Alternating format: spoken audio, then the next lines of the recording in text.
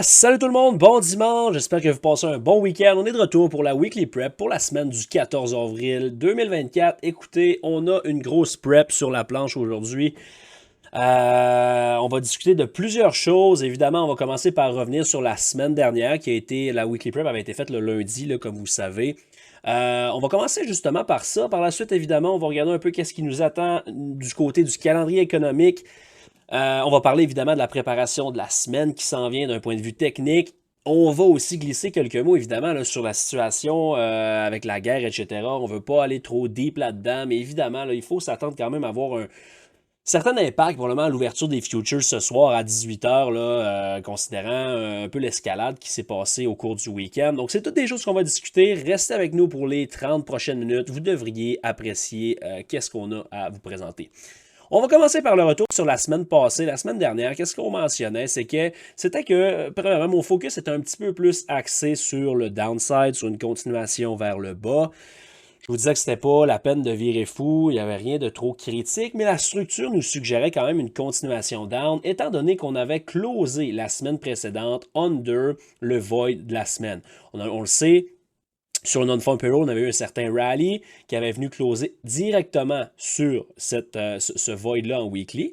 Et je mentionnais que tant qu'on demeure en dessous de cette zone-là, on avait aussi tracé le gap de la semaine ici et celui-là précédent qui avait été un genre d'exhaustion gap avant de voir le pullback. Je vous mentionnais que cette zone-là était vraiment une zone pivot. Regardez, je tiens votre attention sur le close des chandelles. Regardez lundi, mardi, mercredi, on a tenté d'aller un petit peu plus haut. Regardez quand même qu'est-ce qu'on a punché ici. Je sais que c'est assez subtil, puis j'en avais peut-être pas tant parlé la semaine passée, mais c'était sur le graphique. Voyez le void ici. Je sais que c'est très, très, très subtil, là, mais c'est quand même là-dedans qu'on a trouvé rejection avant de voir notre continuation down. Lower low qui a été fait, par la suite rally. On est venu se référer encore une fois dans ce gap de la semaine-là et le void en weekly pour finalement voir un vendredi beaucoup plus bearish. Pour être 100% honnête, c'est une des semaines les plus weird que j'ai vues depuis longtemps. Puis, sachant qu'est-ce qui est arrivé au cours du week-end là, actuellement, ben je suis un peu moins surpris. Ça explique un petit peu qu'est-ce qui s'est passé la semaine passée. Honnêtement, c'est une volatilité complètement folle qu'on a vue dans un range vraiment. Je dirais un range qui est tight, mais en même temps, le range était comme de 40-50 points sur IS, qu'est-ce qui est énorme. Donc, si là, on regarde ça en une heure, premièrement, on a eu. C'est un marché qui est vraiment, sérieusement, je vous le répète depuis le début de l'année, si vous regardez les weekly prep, le mot qui revient le plus souvent, c'est quoi? Soyez prudent. C'est des niveaux où ça sent le danger, évidemment. Et la semaine passée, encore une fois, là, si vous regardez même depuis 2-3 semaines, on a une grosse direction suivie de quelque chose qui est difficile à trader. Ça a été ça depuis le début. Et encore cette semaine, on a tenté de sortir du range. On est revenu over.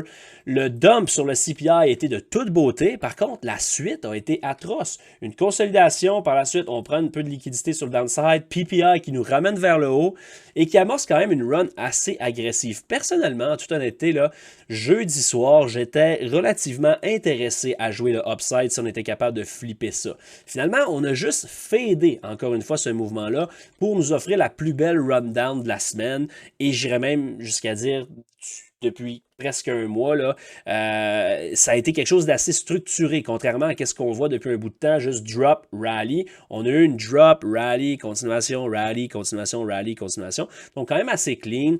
Les niveaux qu'on surveillait, les plus importants, là, étaient évidemment les lots du CPI, du non-farm payroll de la semaine dernière, c'est-à-dire dans cette zone-là. C'est ce qu'on a punché assez rapidement sur le CPI, PPI. Et vendredi, on est venu cleaner le gap, ce lot-là. Et on va discuter tantôt ensemble qu'est-ce qui nous attend pour la suite des choses. Mais ça a été une semaine assez dangereuse, une semaine où ce qu'on crée et qu'on nous invite à prendre plusieurs trades, mais qu'on n'a pas nécessairement le follow-through. Donc, on pourrait dire une semaine choppy, mais quand même très directionnelle à travers ce chop-là. Personnellement, c'est probablement l'environnement la plus complexe, la plus dangereuse que j'ai vu depuis quand même un bon bout de temps. Du côté du Nasdaq, je vous avais donné le trade ou mon trade de la semaine, puis pour être bien honnête, je vous dirais que ça a fonctionné. On est venu taper le niveau que je vous avais donné. Le bémol, c'est qu'on ne l'a pas breaké. Donc, écoutez, si on prend ça au pied de la lettre, je vous avais parlé de 18,051, si vous vous souvenez. On est allé à 18,053. Donc, techniquement, on peut dire que ça n'a pas fonctionné. Personnellement, je pense que ça l'a fonctionné.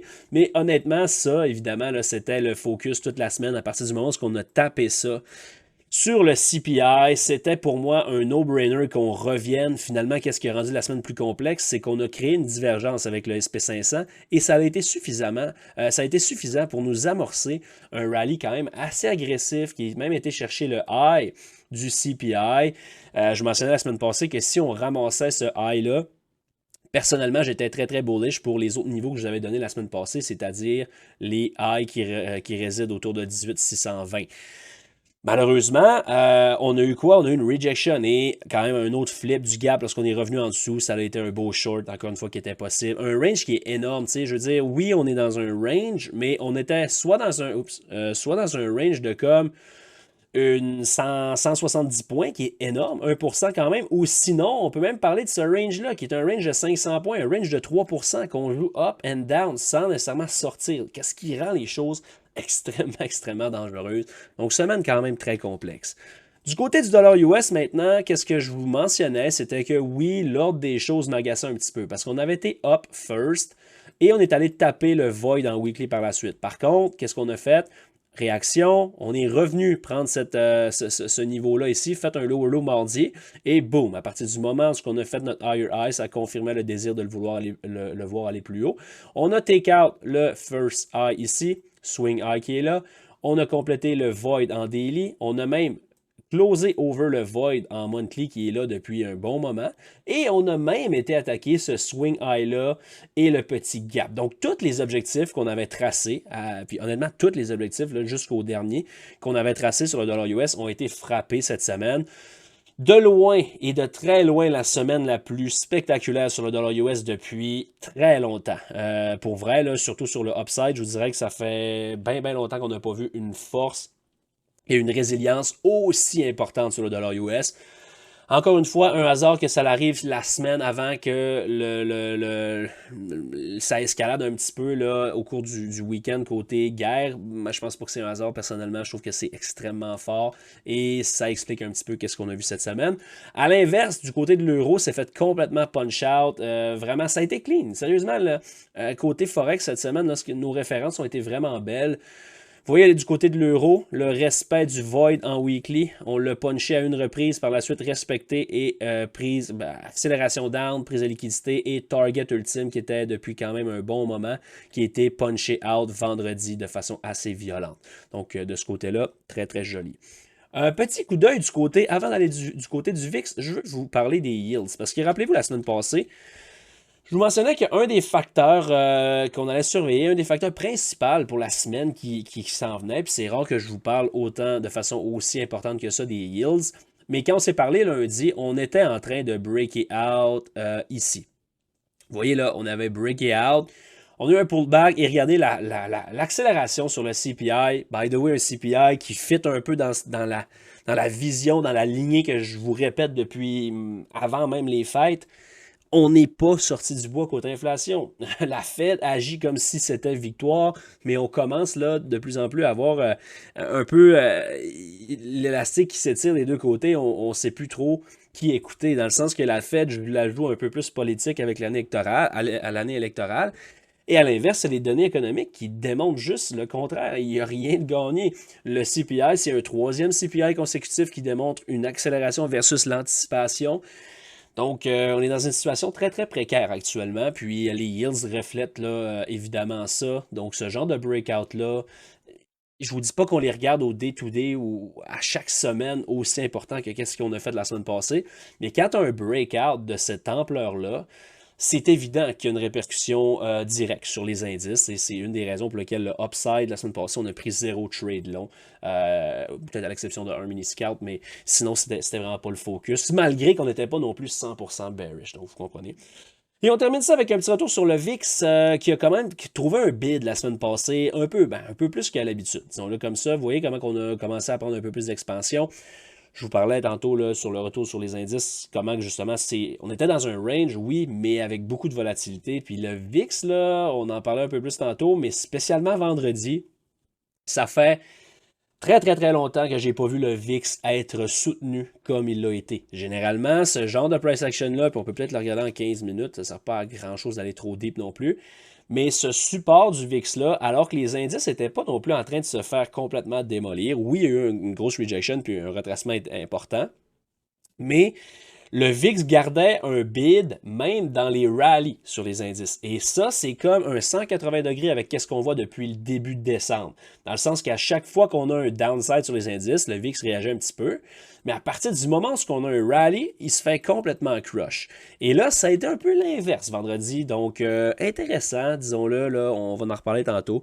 Mais quand même, là, ça pique un peu ma curiosité.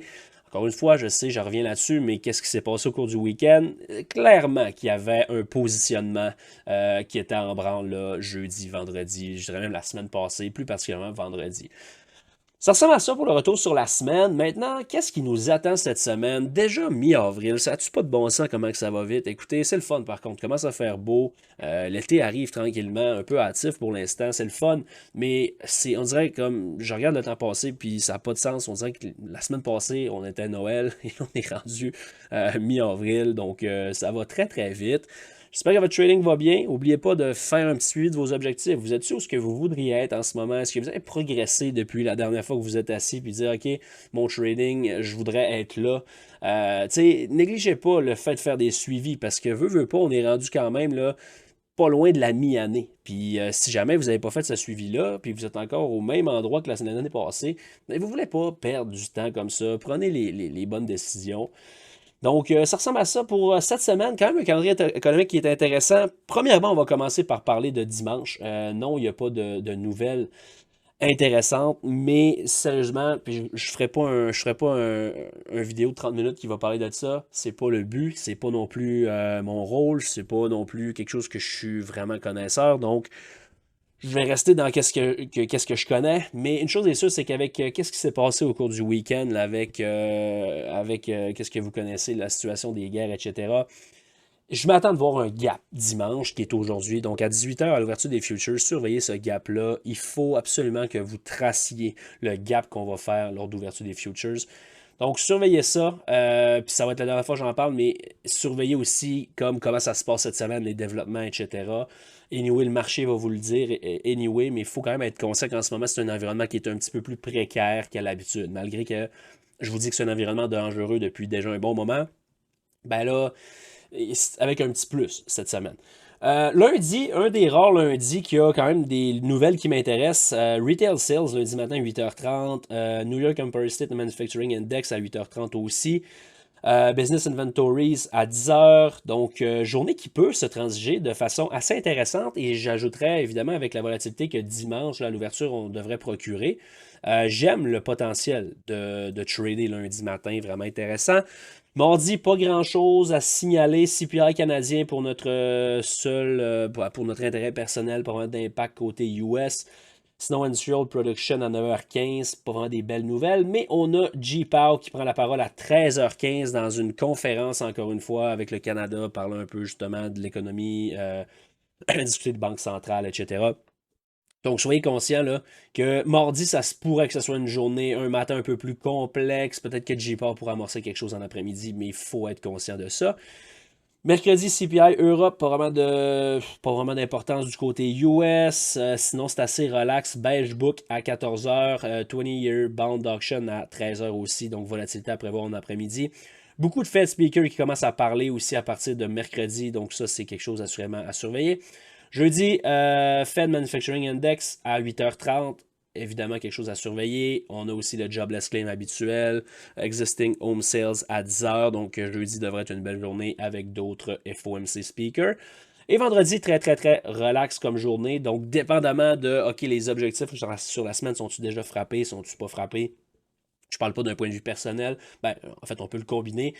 Mais je parle plutôt d'un point de vue price action. Vous voulez surveiller ça, puis vendredi serait peut-être pas ma journée favorite là, à transiger cette semaine. Donc, quand même assez bien chargé, avec un petit astérix à côté là, qui inclut la situation de la guerre, comme je vous ai dit. Donc, surveillez ça quand même de près. Je vous ai dit que le temps passait vite. Ben, il passe tellement vite qu'on est de retour dans un autre loop des earnings. Donc, cette semaine, qu'est-ce qu'on a? On a Goldman Sachs, on a des banques qui commencent là, déjà lundi matin. Goldman Sachs, Short Swab qui va être là aussi. Bank of America, mardi avant l'ouverture, Morgan Stanley. Sinon, des titres qu'on trade un petit peu plus, on parle de quoi? On parle de Netflix, TSMC aussi, évidemment. Donc ça, c'est quand même assez important. Sinon, est-ce que j'en oublie là? Non, ça ressemble à ça. Donc, Johnson Johnson aussi qui peut avoir un impact même sur le marché. C'est rare que ça des grosses surprises de ce côté-là. Mais soyez quand même au courant là. Des earnings qui recommencent, la saison qui va débuter tranquillement. Puis dans 2-3 semaines, ça va commencer à s'accélérer avec toutes les méga caps qu'on connaît. Donc maintenant, on rentre dans le vif du sujet avec la préparation pour la semaine qui nous attend. Une semaine, je vous dirais, là, qui vient de gagner en importance et en volatilité avec ce qui s'est passé vendredi, mais aussi avec la situation au cours du week-end. Premièrement, j'attire votre attention, tu sais, je vous parle tout souvent de bigger pictures, des plus gros time frames. Si on regarde en monthly, une monthly chart sur l'SP500, vous voyez qu'on a créé ce void-là lors du mois de février avec la continuation en mars. Maintenant, ce void-là en monthly est le premier qui est créé depuis celui-là de décembre. Donc, évidemment, vous connaissez mon intérêt éventuellement, possiblement vers cette zone-là. C'est pas ce qu'on va discuter cette semaine. Mais il reste que ça devient vraiment une zone béton, une zone de référence importante pour la suite des choses. Si on flippe ça sur une weekly chart, euh, et encore une fois, là, ce void-là ici, la zone en mauve, là, j'ai mis la même que la monthly, juste pour mettre un visuel. Vous voyez ce weekly void-là qui a été créé la semaine du 18 mars, le high, la chandelle, le down candle, close en dessous, continuation en dessous. Donc ça, là, c'est vraiment une référence qui est pivot. Le fait qu'on ait été capable de closer dessus slash en dessous, qui est un peu difficile de loader un bias, de dire, OK, c'est sûr que c'est bearish ou c'est sûr que c'est un support, parce que, étant donné qu'on a fermé directement dessus, on a vu la complexité de la semaine passée, mais on a vu quand même l'expansion down qui devient quand même assez intéressante. On a take-out quand même ce lot-là qui n'est pas négligeable, mais mon intérêt là, se déplace vraiment vers l'entrée du void en monthly, et si on déplace ça en daily, vous connaissez aussi mon intérêt vers ce c'est pas un double bottom, je sais que c'est un swing low qui est pertinent, mais il reste que c'est quand même une zone là, avec beaucoup de liquidité qui réside en dessous. À l'intérieur de ce void-là en monthly, qui est la zone en mauve, vous avez aussi un void évidemment en daily que je n'ai pas tracé au complet, mais c'est environ 50%. Donc la portion du bas, la deuxième portion de ce void-là, devient vraiment une belle référence là, à mon avis, que j'aime beaucoup. Par la suite, si on parle un petit peu plus loin, il y a ce double bottom-là qui est autour de 5000, qui est un chiffre psychologique important, devient vraiment de quoi là, de très très béton. Donc, si on ramène ça un peu plus au price action actuel, qu'est-ce que je veux voir cette semaine? Ben, vous avez vu aussi, j'ai tracé ce void-là en daily, je l'ai mis en bleu, on pourra l'enlever, c'est juste pour un visuel. Mais juste attirer votre attention sur, à partir du moment où on a closé en dessous. Regardez la chandelle du 4 avril, on close en dessous, rally, rally, rally, rally, expansion, rally, expansion. Regardez le close des chandelles, puis je vais juste faire l'exercice, là, je ne l'ai pas fait, mais à l'œil, là, on n'a jamais closé une journée over 50% de ce flip-là. Donc ici, je l'ai mis comme ça, mais en vrai, là, regarde, on pourrait le mettre comme ça en gris. Vous voyez, ça, c'est le genre de choses qui me donnent confiance.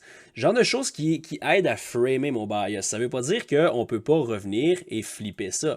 À partir du moment où on take out ce high-là, qui devient votre référence, là, personnellement, c'est sûr que ça ici, on peut même le tracer. À partir du moment où on reclaim ce swing high-là, ben, le bias flippe complètement. Mais pour le moment, j'aurais tendance à vous dire que le bias est bearish jusqu'à preuve du contraire. Ça veut-tu dire qu'on ne peut pas vraiment voir quelque chose de super fort? Absolument pas. Mais je vais regarder cette semaine, puis jusqu'à preuve du contraire, c'est-à-dire jusqu'à temps que les targets ne m'aient pas donné une réaction, je vais plutôt favoriser la continuation down sur les indices.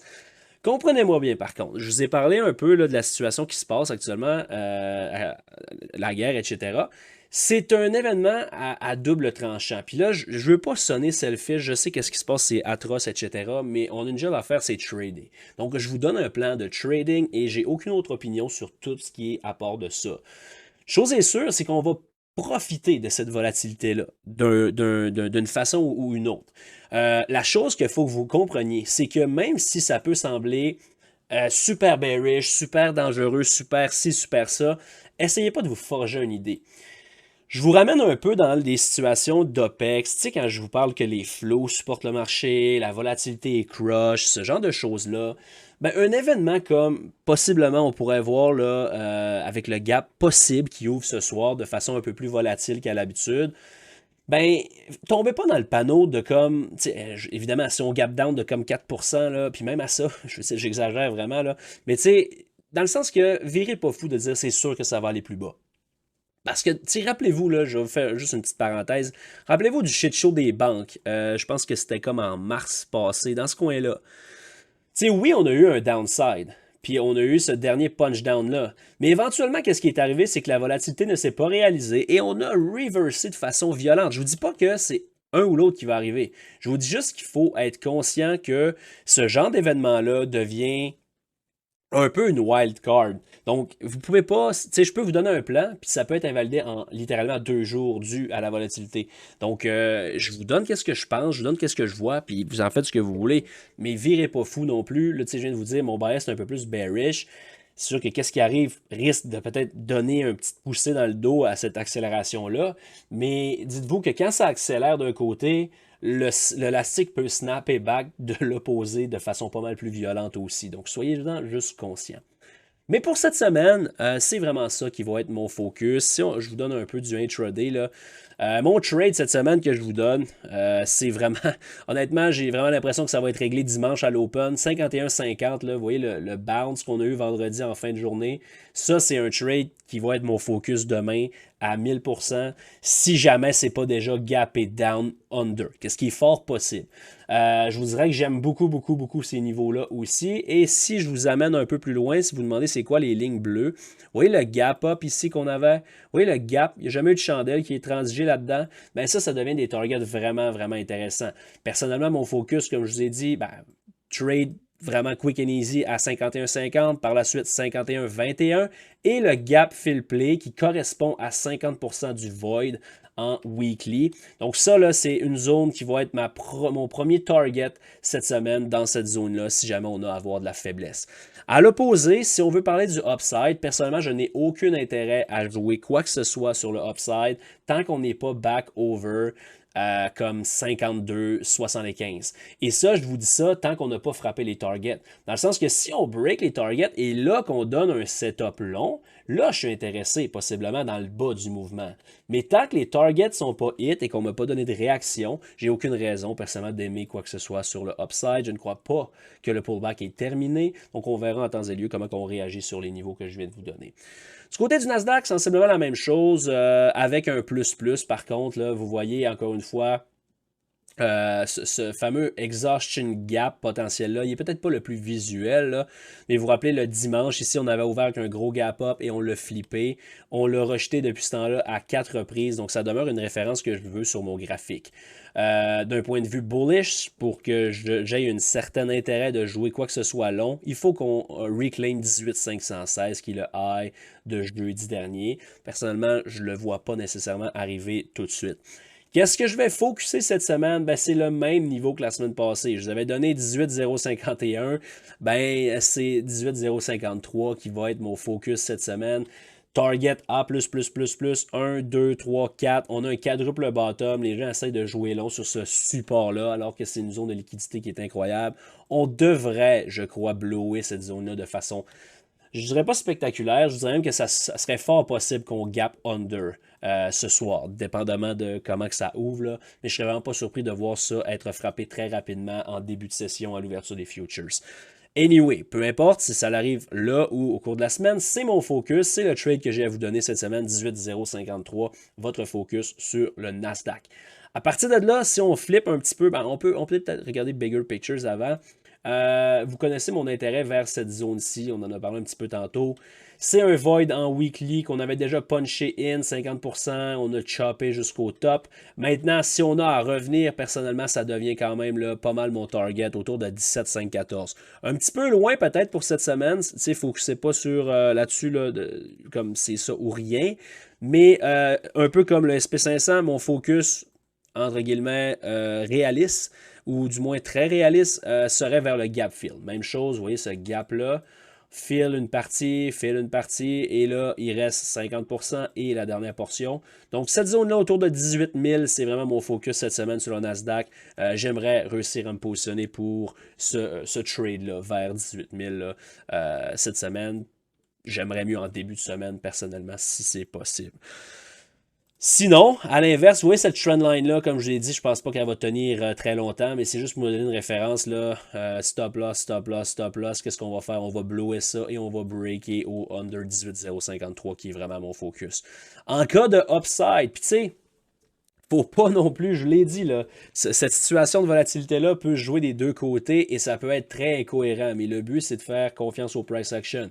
Si jamais on a du upside à donner, ben, le focus demeure sur ce niveau-là, autour de 18,620, zone incroyable. Personnellement, je vous l'ai dit, j'étais assez confiant qu'on aille là vendredi. Finalement, on a commencé à accélérer down overnight et ça a accéléré le matin, donc on a cancellé le projet. Pas de trade qui a été pris vendredi. Mais ça demeure une zone là, qui a vraiment beaucoup, beaucoup d'intérêt de ma part si jamais on vient qu'à confirmer quelque chose. Et cette confirmation-là, c'est impossible que je prenne quoi que ce soit long tant qu'on n'a pas blowé ça et qu'on ne donne pas une réaction. Si on donne une belle réaction puis qu'il y a des choses qui se placent, ben ok, peut-être que le long pourrait être intéressant. Ça va, c'est du côté des indices, quand même un beau plan de match. Du côté du dollar US, j'ai refait une belle analyse complète. Vous voyez qu'est-ce qu'on a là. Personnellement, c'est sûr que ça flippe.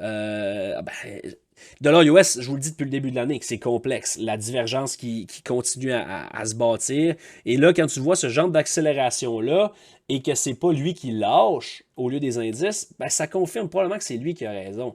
Et à partir de là, j'aime quoi? J'aime la continuation vers le gap et vers le swing high du mois d'octobre. Ça serait vraiment un niveau là, pivot si on est capable d'aller là. À partir de là, est-ce qu'on peut passer du temps dans ce void-là en monthly? 50%, void en daily. Donc, il y a beaucoup, beaucoup de jus qui pourraient être attirants over le high d'octobre. Donc, je m'attends de voir une continuation. Écoutez, il ne faut pas non plus négliger le fait qu'on est dans une semaine OPEX. Ça se pourrait qu'on ait un certain support du côté des indices en début de semaine. Donc, si on a un pullback du côté du dollar US, j'aimerais vraiment qu'on demeure over le flip du void en monthly, qui est la zone mauve ici. Et non, je ne vais pas faire monthly, weekly. Je vous invite à ouvrir les charts. Regardez-le vous autres même, annotez vos charts. Mais j'aimerais que si jamais on a un pullback, qu'on hold cette zone-là, qui est le void qui a été créé en daily, qui correspond également à celui-là en weekly. Donc ça, c'est ce que je vais surveiller du côté du dollar US. On peut jeter un œil du côté de l'euro. Je continue à penser qu'on va continuer de façon bearish sur l'euro. Donc, mon focus se tourne autour de 1.051 et éventuellement, potentiellement, ce double bottom-là. Donc, j'aime le d'où ce qu'on arrive. J'ai aimé le où ce qu'on s'en va, qui est réglé, première étape. Maintenant, je veux le voir continuer à prendre de l'expansion sur le downside. Qu'est-ce que je ne veux pas voir? C'est vraiment important que ça demeure respecté. Si jamais on a un big rally, il faut qu'on trouve rapidement une réaction là-dedans pour voir une continuation. Du point de vue de la volatilité du VIX, j'en ai parlé un petit peu tantôt, mais j'ai aimé le bid de vendredi. Qu'est-ce que vous voulez voir cette semaine là? C'est pas compliqué, c'est un VIX qui est over 20. Pour faire confiance à un downside, il faut que tu vois le VIX vraiment prendre l'expansion cette semaine. Et 20, là, je suis très, très conservateur. Si on a à avoir de quoi qui accélère pour vrai, parce que je le répète, l'astérix, là, c'est vraiment cette volatilité-là. Si elle ne se réalise pas cette semaine, attendez-vous de voir un énorme push back up.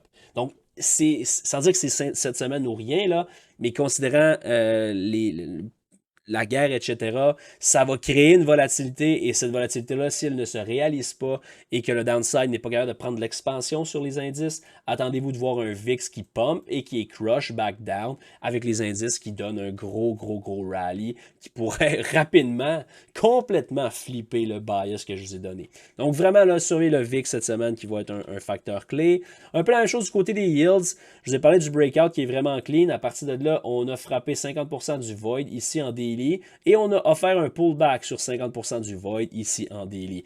Donc, j'aime le void en weekly, la liquidité qui réside là-dessus, peut-être une certaine consolidation. Si on a allé plus bas, je ne veux pas nécessairement le voir passer beaucoup de temps là-dedans. Il faudrait qu'on réagisse rapidement pour nous amener dans notre prochaine zone d'intérêt.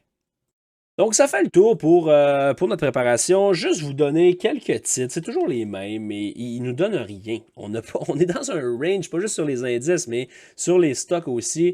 Du côté de Tesla, écoutez, j'aime encore le short vers ça, mais minimum ça. Donc, 160 focus sur Nasdaq, tant qu'on... pas sur Nasdaq, pardon, sur Tesla.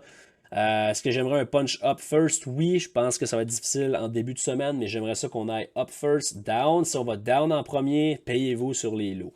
Du côté d'Apple, je dirais que, sans dire que c'est lui qui a sauvé le marché la semaine passée, mais vendredi, là, et jeudi et vendredi, regardez la force relative sur Apple, alors qu'une faiblesse relative incroyable depuis le début.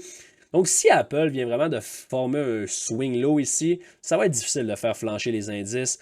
Alors que Apple est strong, ça c'est évident. On a flippé ça ici, donc ça demeure quand même une référence. Si on revient en dessous, ben là, ça pourrait devenir quelque chose de peut-être un peu plus lourd. À l'inverse, si on est capable de bâtir une consolidation, ben personnellement, Apple redevient là, très intéressant.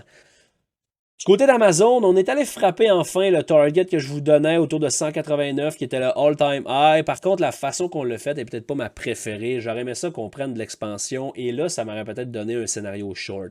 Le fait qu'on fasse juste le chatouiller un petit peu comme ça, sans nécessairement avoir de spike de volume ou sweet fuck all, ça me garde un peu indifférent, de la même façon qu'il a été indifférent sur le breakout. Juste quand même être conscient là, que ça c'est pas quelque chose qui est sain. Là. Higher high, lower, higher low, higher low, higher low.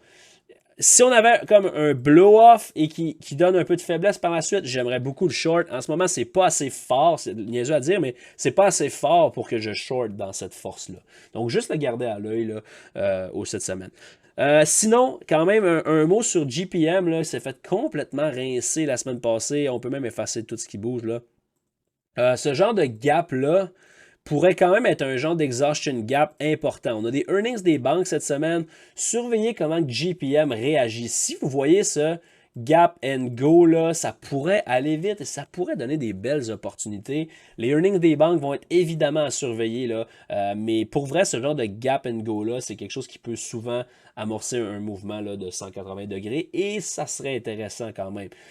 Je suis pas certain qu'on a quitté les highs de la bonne façon. On a rejeté le chiffre 200 de façon un peu trop parfaite. Donc, à ce moment-là, ça pourrait être juste un pullback qui nous ramène peut-être soit dans ce void-là, soit même dans lui. Mais juste garder quand même un œil sur GPM.